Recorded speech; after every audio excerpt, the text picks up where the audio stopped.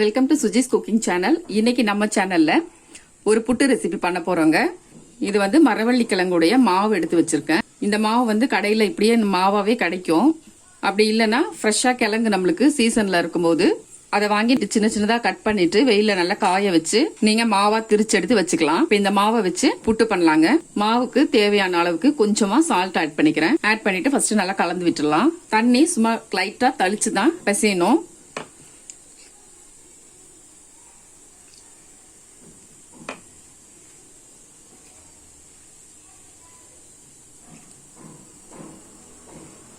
லைட்டா ஊத்தி கொஞ்சம் கட்டி இல்லாம லைட்டா ஊத்தி பிசைஞ்சுக்கணுங்க. இந்த அளவுக்கு மாவு உதிரியா இருக்கணும். ஒரு பாதி தேங்காய் எடுத்து நல்லா துருவி வச்சிருக்கங்க. இந்த புட்டுக்கு தேங்காய் கொஞ்சம் அதிகமா இருந்தா தான் டேஸ்ட் நல்லா இருக்கும். புட்டு குழல் எடுத்துடலாம். ஃபர்ஸ்ட் ஒரு கை அளவுக்கு தேங்காய் பூ போட்டுடலாம். ஒரு புடி அளவுக்கு மாவு சேர்த்துடலாம். திரும்பவும் தேங்காய் பூ ஒரு கை அளவுக்கு ஆட் பண்ணிடலாங்க. அது கூடவே ஒரு புடி அளவுக்கு மாவு சேர்த்துடலாம்.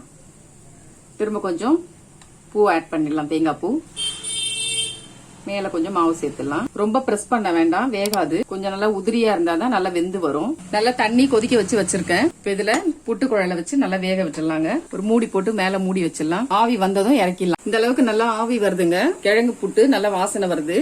இப்ப இதை எடுத்துருவோம். புட்டு வெந்திருக்கா இல்லையான்னு பாக்குறதுக்கு இந்த மாதிரி ஒரு கம்பி இதுல இப்படி வச்சுட்டு உள்ள விட்டு எடுத்தீங்கன்னாக்க மாவு ஒட்டாம வரணும். இப்படி ஒட்டாம வந்துச்சுனாலே புட்டு நல்லா வெந்திருக்குன்னு அர்த்தம். இப்ப எடுத்துடலாம். இத